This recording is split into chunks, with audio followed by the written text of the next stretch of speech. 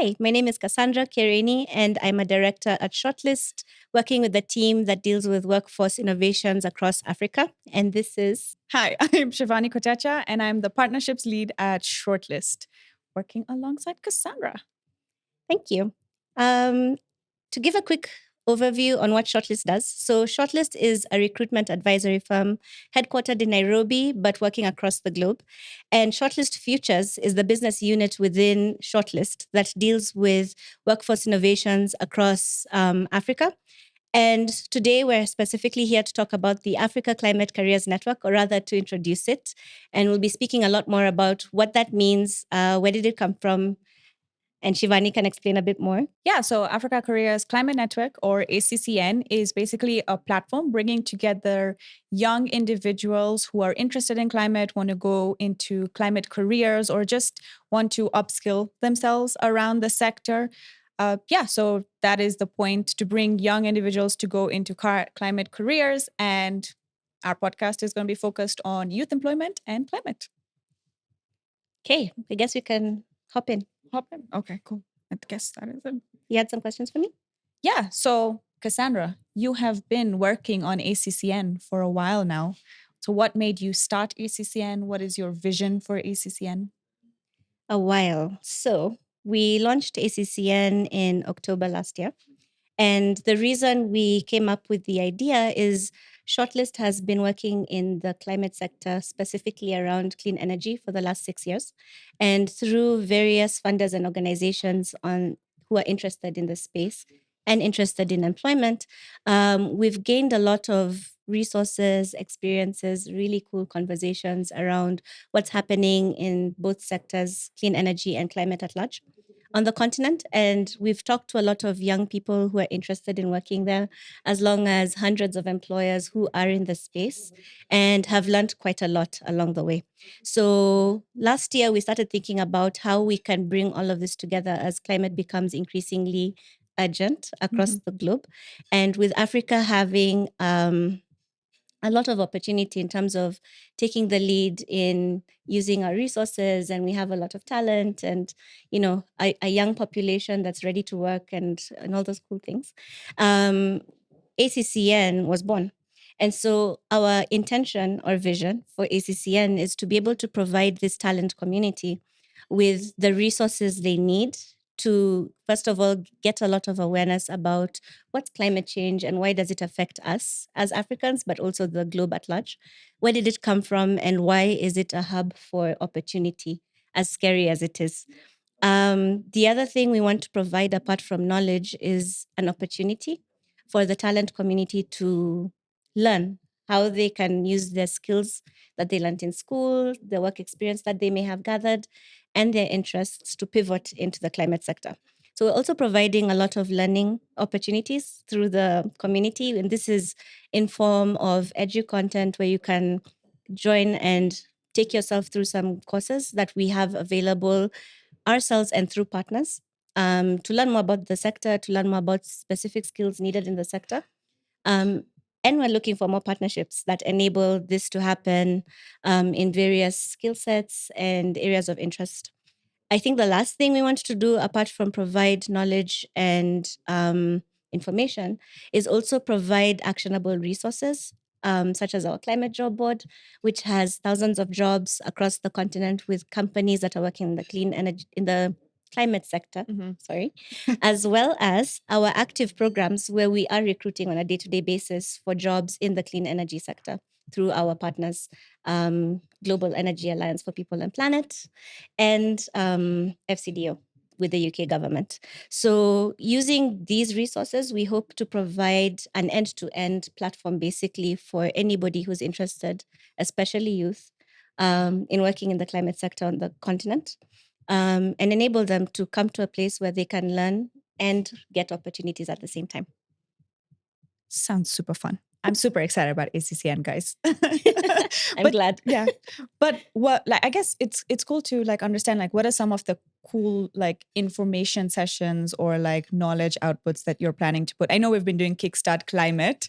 What is Kickstart Climate? Basically, Kickstart Climate is just I know climate is like this whole sector. I actually like to think of it as a lens, but this whole like area where it's known but not completely known. People are out there where like, how do we get into climate? Or if you're in climate, like, are we doing enough kind of situation? And so Kickstart Climate is basically like an overview, right? Like a very basic intro to like what is happening in climate in Africa, what is happening in the sector, and then how can people get involved. And I think people mistake themselves of like being like, hey, I come from like a very like non-climate background like finance or HR. And so yeah, it's showing people that they can all enter the space and be part of like the course of action and like be part of the change. So yeah, so other than Kickstart Climate, what are we thinking of doing? So we have a very creative session called Career One-on-One, Mhm. where we do want to talk a lot more in depth about various careers in the space, and hopefully splice and dice them with people already working in those roles, so that people interested working in them can understand what kind of experiences they need to seek out, or what kind of information they need to upskill themselves with, so that they can enter that particular role with some context as they look to pivot their careers. But we also want to use those career sessions to talk about your CV, how to interview, how to show up for yourself when you go to work for the first time, how to work in a team, how to communicate in today's world, or working context. We find ourselves hybrid, fully remote, in office, in the field. So also how to navigate those different types of places that you'd be communicating. And then we want to have sessions with employers where they can tell us what kind of roles do they see as they continue to operate in the space. What experiences are they looking for? What type of people? And the reason we want to do that is to help everyone debunk the same thing you've talked about, where we've seen a lot of people say, oh, climate is great and all, but I'm not an engineer. You don't have to be. We're in climate and we're not any of those things. I'm a project manager for business. And I'm not sure what Great, Cassandra. my partnerships lead does. My partnerships lead. You don't know what I do and I work for you. Oops. Whoops. No, I come from a background, like I studied investment and financial risk management and then moved into project management. And then ended up in the climate sector. So again, like we don't have like the orthodox like climate backgrounds as environmental scientists we come from very normal day-to-day backgrounds. Normal day-to-day backgrounds. Yeah, in quotes. I guess what's important about our backgrounds, and this is why we're having this podcast and ACCN, is also to showcase that you don't have to have the technical skill. For some of the roles where you absolutely do have to have the technical skill, you can have what we call transferable skills. So as a project manager, I've worked in various contexts, which I believe we're going to talk about shortly. But helping our community understand what transferable skills they have through these career sessions to then pivot into the sector. And so you could come from, any type of education or work experience background and still be able to work in climate and make a change in your own way. So that's what we want to achieve by speaking to employers. And then we also want to hear from climate experts or policy advisors or environmental activists, just to also have a whole rounded view of the various voices in the climate space in Africa, so that the talent community have full context of what is this space and how do I play a part? What's my part in climate action as an employee, as a person, even not within the work context, but just to know. So those are the key things we want to do. And then, of course, invite some of the community themselves to come and tell us what they think about the climate change, what they see as opportunities for themselves as talent coming into the workplace with a focus on climate.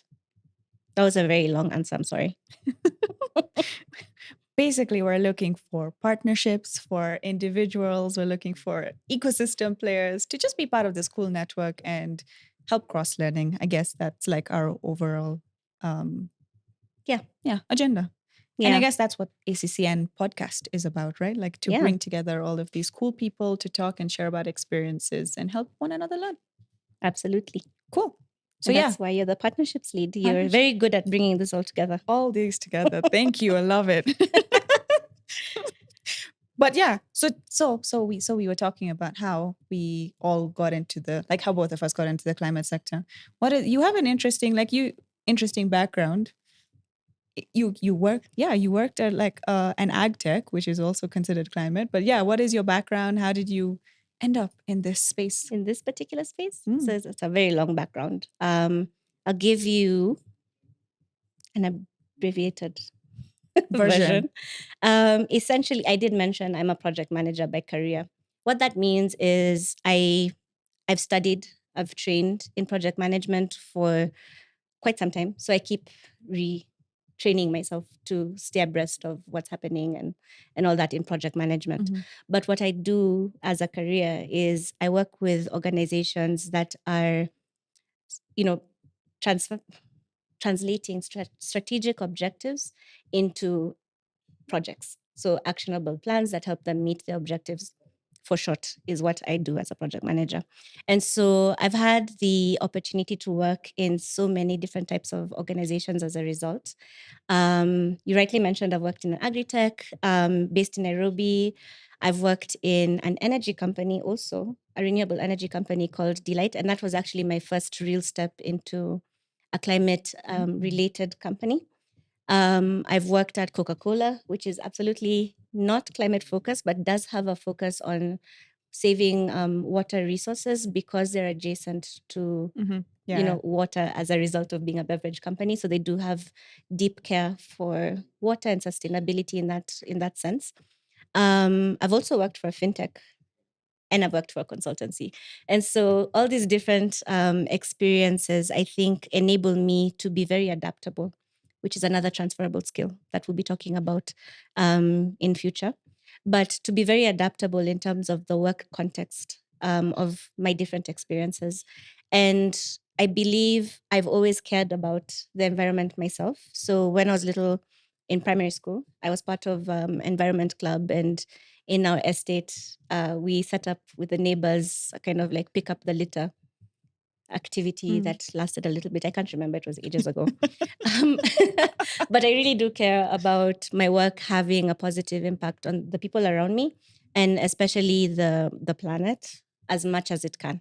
And so I remember before I joined Shortlist, when I looked at the job description for this role, it was very heavily focused actually on the topic of climate and how Mm. Shortlist can take a leading voice in terms of guiding people as talent into jobs in climate. And I was like, yeah, that sounds like something I can do, because it's me participating in climate action, but also helping others to do that. So I've always cared.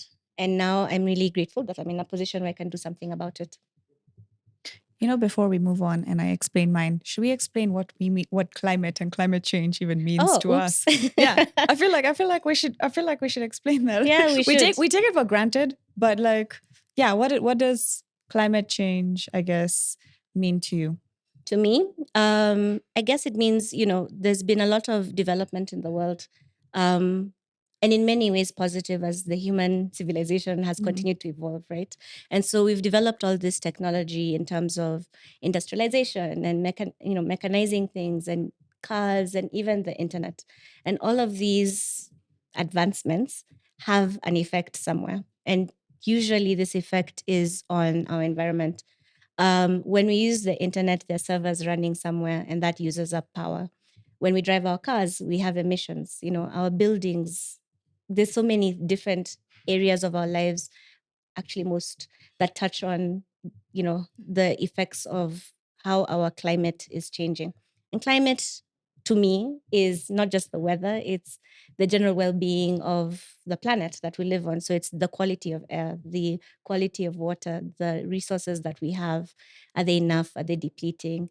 It's so many things. And so for me, climate change is the adverse effect, mostly, that human evolution has had on the planet and will continue to have. And climate action is the conversation and the actual things that can be done around how to mitigate. And you can go into what mitigation is, but mitigate the impact of climate change on the planet before it's too late. Yeah, yeah. I think we always like climate is such a big part of like our everyday world, and like we're Mhm. like, like even the clothes that we wear. Like I've become more like conscious about fast fashion. I'm like, oh my god, like I used to buy clothes like every day. Now I'm thinking of like how can I Yeah. reuse my clothes even though it doesn't like, or like how can we keep up with fashion while reusing our clothes, or Yeah. like how can we be more conscious of recycling? Like it isn't like things that we always used to think about growing up. Yeah, absolutely. Yeah. And to us, like climate was like, oh, the forests and like all our oceans. And like there's so much more within the sector that is like deeper. Yeah, But yeah, it's a learning curve. We're all learning. Like, yeah, absolutely. like myself, like I was not in climate at all. I have been working in venture acceleration and launching for the last 5 years. So I worked at BFA Global and like was part of the Catalyst Fund, which initially was a venture accelerator for fintech companies. And so I was around program operations, but very keen on like the talent, human capital aspect, where I used to want to support junior talent be placed in like this growing sector fintech, which was and is still employing a lot of individuals, at least in Africa. Hmm. And then from there, I guess the model evolved and we went into fintech for climate, or like climate tech startups. And we found, or at least we saw that like there aren't enough climate tech startups. So there yeah, well, there'll never be enough, but there aren't enough climate tech startups, and like a good enough pipeline. And so that is where like the venture launcher TECA, which stands for Triggering Exponential Climate Action, was started. And over there, I was like the program manager and I guess talent lead. So like, yeah, still moving from talent placements into fintech companies, but now finding people who want to be entrepreneurs and like start ventures that within the climate space, and specifically the blue economy space, which is supporting our oceans, rivers, lakes, and seas. That's really cool. Yeah. And so yeah, so that's how I like came into climate. And like I didn't know that until like 3 years ago, like what I knew about climate, knew about climate change and action, but like high level. And I guess from like working within the sector, despite coming from like a program management operations background, it's just a lot of reading, a lot of learning, and like talking to people. Honestly, like networking was one of my best and still is one way I continue to learn about climate. Wow. Yeah. Another transferable skill. I think we Another, should have like yeah. a meter that just like ping, transferable skill. Transferable skill. Program operations, ping, project management, ping. No, I love it. It's really cool to understand, especially because you've come in and we're coming together to be the ACCN team, Yeah. and to bridge this information gap for our talent community into the space. And so it's really cool to know your background and how it links back to your journey in climate. And so I guess I'd bounce the question back to you in terms of you've explained what climate change is to you. It's part of our fashion, it's part of our daily lives. But what do you think climate action means for us and for our community going forward? Yeah, I mean, everyone can. So I think like everyone can be part of like this, like what we talk about in terms of climate action. But like, I guess it first means is like, what is climate action? Like we split it into like mitigation, adaptation, and then resilience. And like, these are like more in-depth, high-level terms. But mitigation is basically trying to reduce or the amount of greenhouse gases that we have in our atmosphere. So a lot of industries emit greenhouse gases. Our cars emit greenhouse gases. The cook stoves that we use emit greenhouse gases. Basically, a lot of things in our world, because of human evolution, emit greenhouse gases. And so mitigation is just moving to alternative sources of energy that do not emit greenhouse gases. So whether it be solar energy, whether it be wind energy, whether all these alternative types of energies you learned in physics class, like those are what we need to be using and leveraging. And there are a lot of cool companies both that are being built locally, but then also overseas companies coming to implement in Africa. And I think it's a great first shift. Mm-hmm. I guess moving on to mitigation, like mitigation is not the only way we can go with climate change. I guess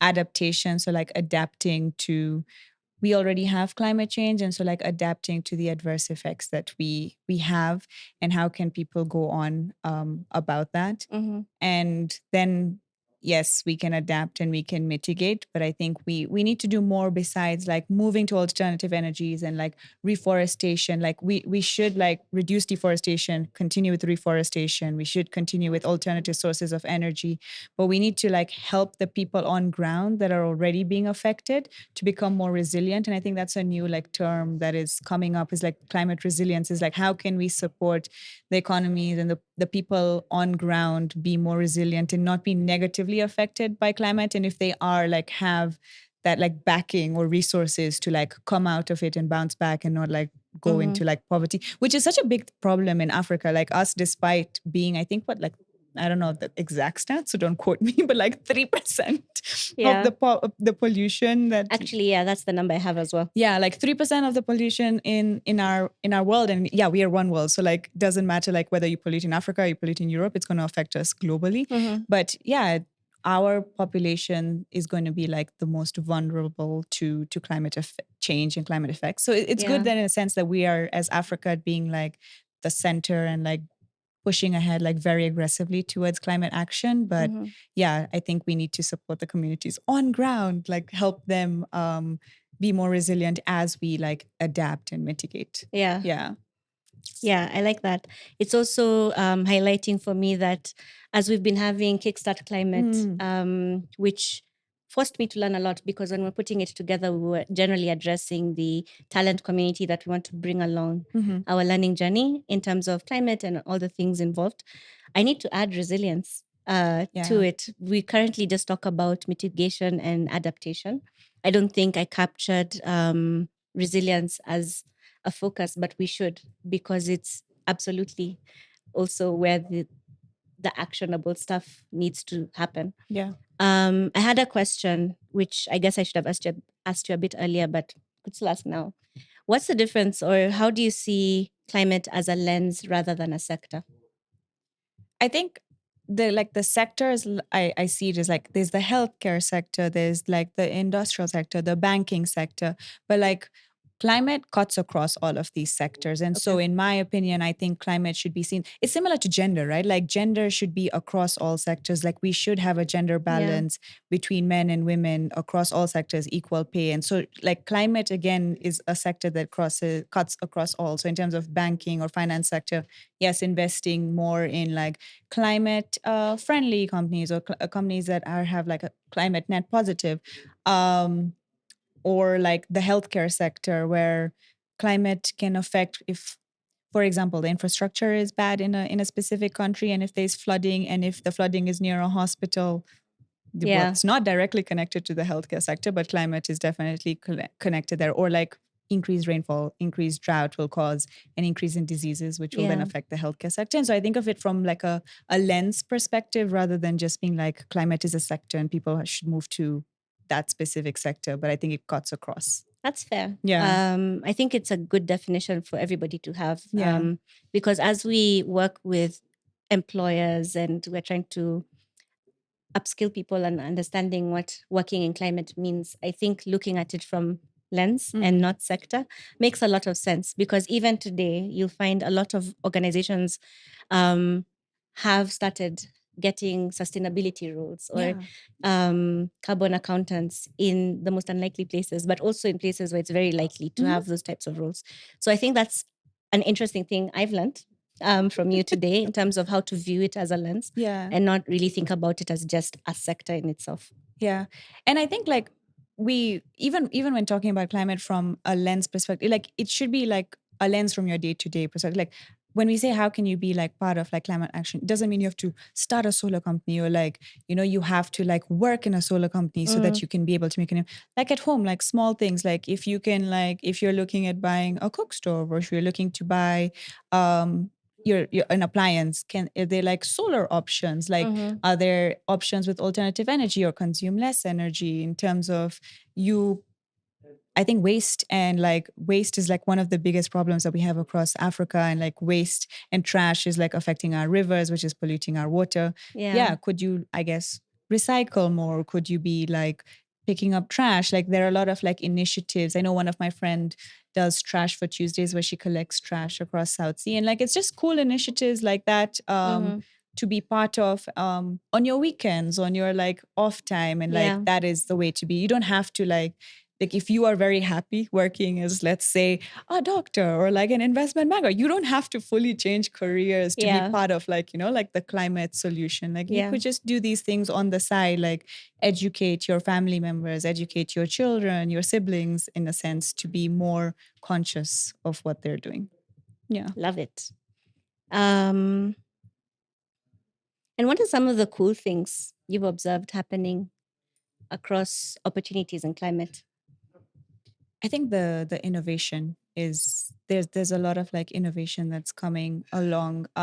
So like I obviously have experience within the blue economy space, right? So Mm-hmm. like I was working at a venture launcher for like 2 years doing that. And like the blue economy generally is I think like 10 years behind the green economy. And so in terms of like the opportunities or like the funding or like even the ideas, it's a lot less developed. And then even in terms of like practices of, let's say, aquaculture or fishing, they're a lot less developed than like agricultural practices. And so for me personally, it's cool to see the blue economy like sector getting a lot more recognition. A lot more people are entering the sector. So let's say like aquaculture or fishing practices, they have very rudimentary fishing practices. You go into the sea, like you fish and you get your fish, and then you come and you sell the said fish. But like now there's a lot of like automatic fishing or like testing like the water and like having fish cages so you can like maximize volume and fish size, which is what like suppliers are looking for. So like I think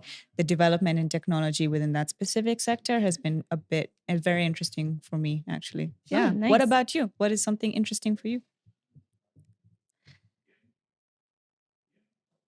I I think this whole conversation around waste Mm. and how to reuse things has been quite fascinating for me, because previously recycling to me was plastic Yeah. goes back and is reused, or they really redevelop pellets and sell them back to industries that use plastics. But I recently met an organization that recycles e-waste, and what they Mm. do is they extract ore and precious metals and all those things out of motherboards and things like that, on top of recycling the actual like electronic thingy. Electronics, yeah. Sorry guys, I don't know what the electronic thingy is, but electronic thingy. And they go into a lot of precision in terms of extracting these things, which, if you remember when we're talking about the depletion of natural resources as we move to other sources of energy, I think is really important, because if we can already use what we have and take less out of nature, then I feel like that's one way of slowing down the impact we have, especially because we're living in a very fast advancing technology space or world today.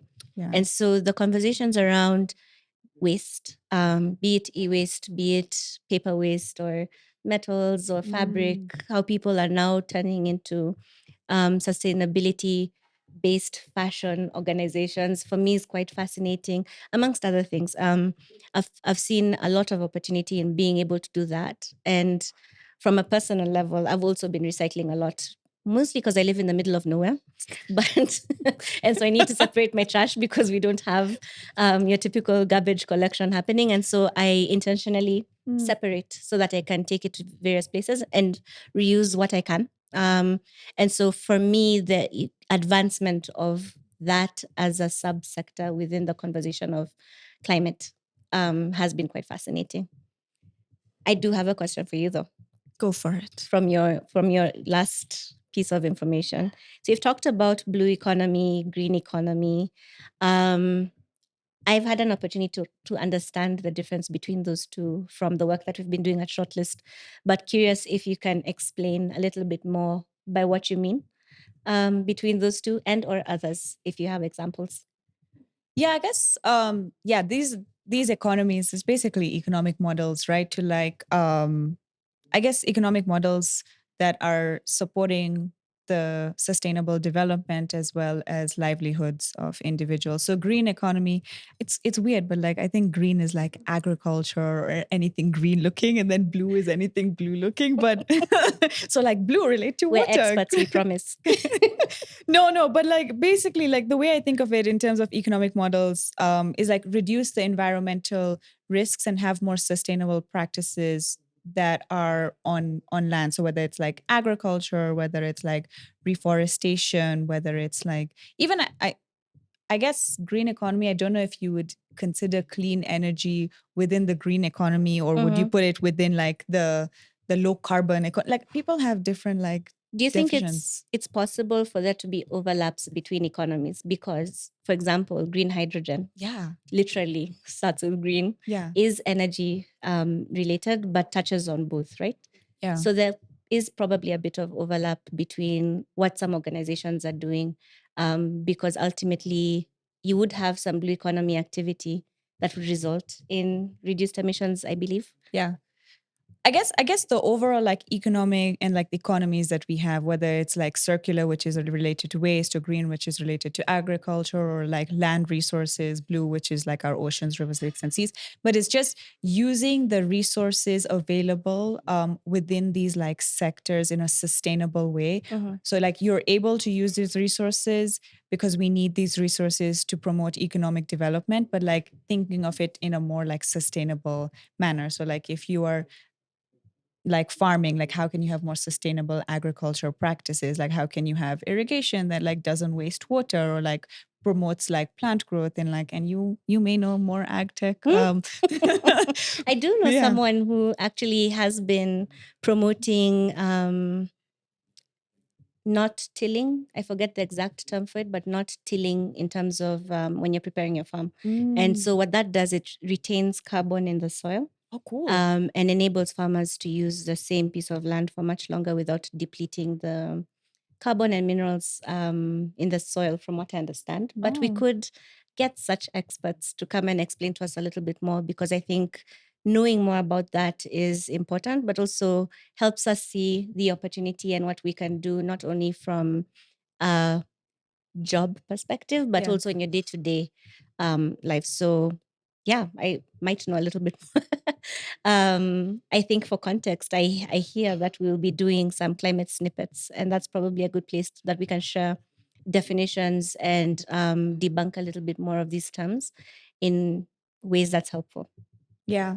And they're all like very, I think they like sound like complex terms, but then when we like boil it down, like it's very like terms and content that you would like relate to and understand, but just we have our terms. Yeah. Yeah. Okay. Um,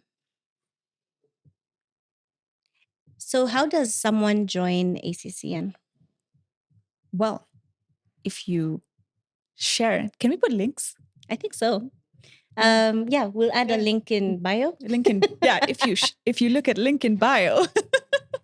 But no, basically we have through our through shortlist we're able to share a link, and you register for the ACCN network. You yeah, once it's approved, you're part of the network. You can join all the various sessions, and we don't restrict people. We're just saying we have to approve on our end, but like, yeah. Yeah. But yeah, you just join the network. It's a cool platform where like, yes, we are hosting like sessions, but it's also a way to meet like-minded individuals. And I think that's what communities are about. Like it's a community across Africa. So you get to interact with people from like all different parts, having all these different like life experiences, careers, but also like interests within the climate sector. And it's a Mhm. good way to like learn from one another, see what's like happening. And it's also a good way, like maybe, hey, you like have complementary skill sets, and like this is a place where we like launch companies, who knows. So yeah, the ACCN is just click the link, apply, and then like leverage it. You can see the job board if you're looking for potential careers within the climate space. You can access our material, and then you can network with one another Amazing. and us, because we're awesome. Awesome. I think that's might be all we have for today. Any last thoughts before we close? No, I think this was just like an intro session to like what we're trying to do, but we're like looking obviously to bring like cool individuals within the space to speak and to chat from all different sectors, right? Like employers, people who are building cool companies, people who are in various sectors but intellect intersecting to climate. So yeah, I think it'll be a cool podcast. Yeah, Like I'm and excited. subscribe. Like and subscribe. Always wanted to say that. Like and subscribe. Congratulations. Thank you. Well, thank you. Cool. Thank you. This was fun. We got it. We did it.